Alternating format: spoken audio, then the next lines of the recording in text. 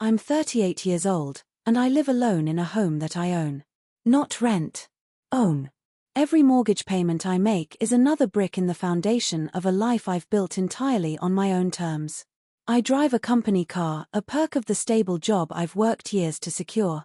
I have a degree hanging on my wall, though honestly, I barely look at it anymore. It's just part of the backdrop of this life, this carefully constructed existence where I have full control over my time and my space.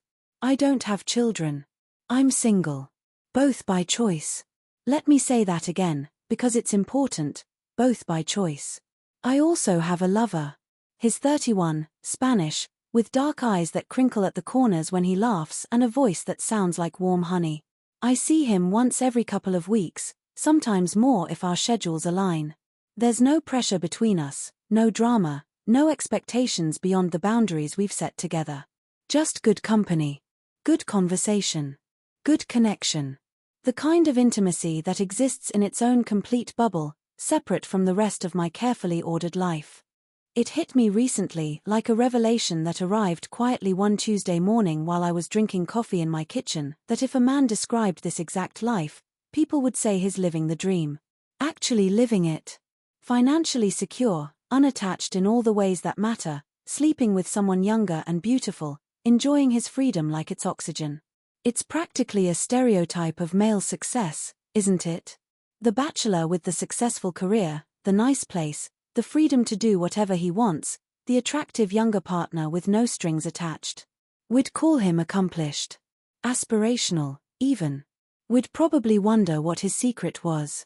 But because I'm a woman, I was never encouraged to aspire to this. Not once. Not ever. Instead, I was told, subtly and not so subtly, by family members and friends and strangers and society at large, that I'd regret not having children. That my biological clock was ticking, and hadn't I heard it? Tick, tick, tick, like a bomb counting down to some inevitable explosion of regret and emptiness. I was told I'd be lonely, though no one could quite explain why being alone was worse than being unhappily partnered. I was told I'd miss my chance, as if life were a game show and I was about to leave without claiming my prize. I was told I'd settle down eventually, always with that knowing smile, that patronizing tone that suggested they knew my future better than I did. The message was clear: this isn't what women are supposed to want. And yet, here I am. Settled in the best way possible within myself. I love my life. I mean that with every fiber of my being. I love the peace I've created here, in this space that belongs entirely to me. I love waking up on Saturday mornings with absolutely no obligations, no one to answer to, no compromise required. I love that I can choose connection without dependence, intimacy without obligation. I love that when I come home at the end of a long day, my home is exactly as I left it. The book I was reading is still open on the couch, spine up. The dishes are exactly where I put them.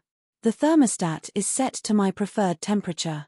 Every single inch of this space reflects who I am, and there's something deeply satisfying about that. Let me tell you how I got here, because it wasn't a straight path. It never is. Growing up, I absorbed all the usual messages about what my life should look like. Get married, have children, build a family. That was the script, the blueprint, the only acceptable narrative arc for a woman's life. I dated in my 20s, had a few serious relationships, and there were moments when I genuinely thought, okay, this is it. This is where the story goes. I could see the outline of that traditional life, and part of me wanted to want it. But something always felt off. Like trying to wear shoes that are half a size too small, you can do it, technically, but it never stops being uncomfortable. When I turned 30, I had what I now recognize as a moment of clarity. I was at a friend's baby shower, surrounded by pastel decorations and excited chatter about sleepless nights and feeding schedules and all the beautiful chaos of early motherhood. Everyone kept asking when it would be my turn, when I'd finally join the club.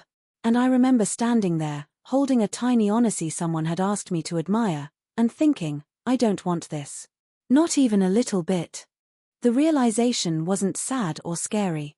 It was liberating. ISP. Ent my early 30s building my career, focusing on what I actually wanted rather than what I was supposed to want. I saved money. I invested. I bought this home when I was 35, and I still remember the day I got the keys. I stood in the empty living room, sunlight pouring through the windows, and I felt more complete than I'd ever felt in any relationship.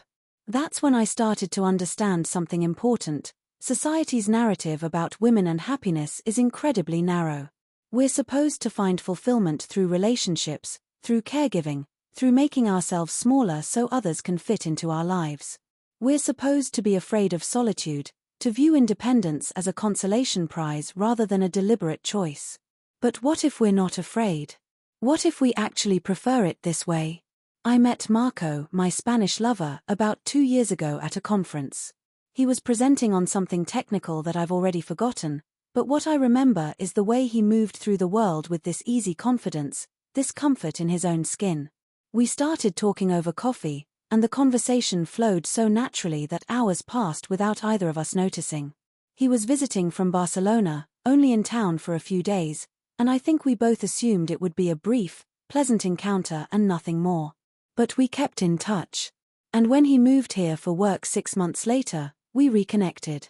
We were both clear about what we wanted: connection without commitment, intimacy without the weight of expectation. He has his own life, his own apartment, his own friends and routines. I have mine. And every couple of weeks, we choose each other for an evening or a weekend, and it's perfect precisely because it's contained. People don't always understand it. When I've tried to explain my arrangement with Marco to a few close friends, I've gotten responses ranging from concerned to confused. But don't you want more? They ask. Don't you want something real?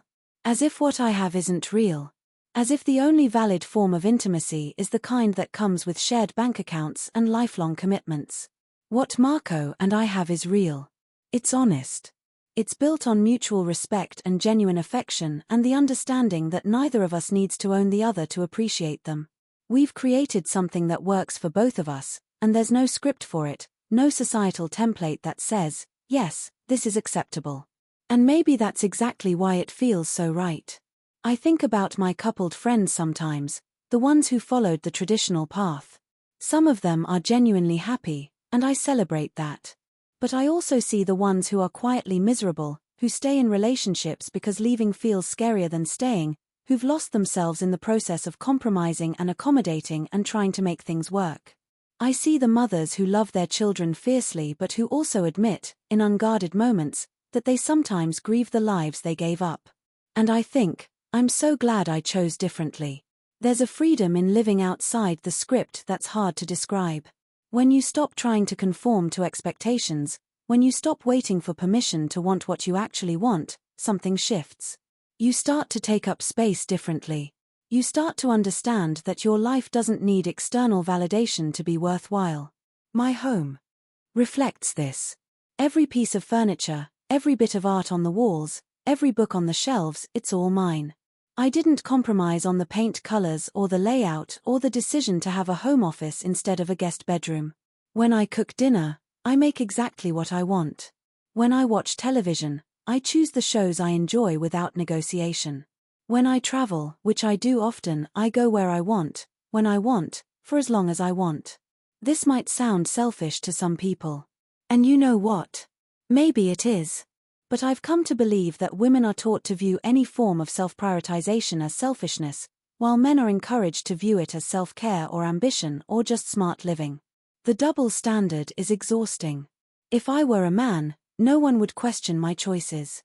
No one would suggest I'm being selfish or that I'll regret this later or that I'm somehow incomplete without a partner and children. They'd probably admire me. They'd probably want to know how I did it, how I built such a comfortable life with so much freedom intact. But I'm a woman, so my choices are viewed through a completely different lens. There's always this undercurrent of pity or concern, this assumption that I must be making the best of a bad situation rather than actively choosing and celebrating this life.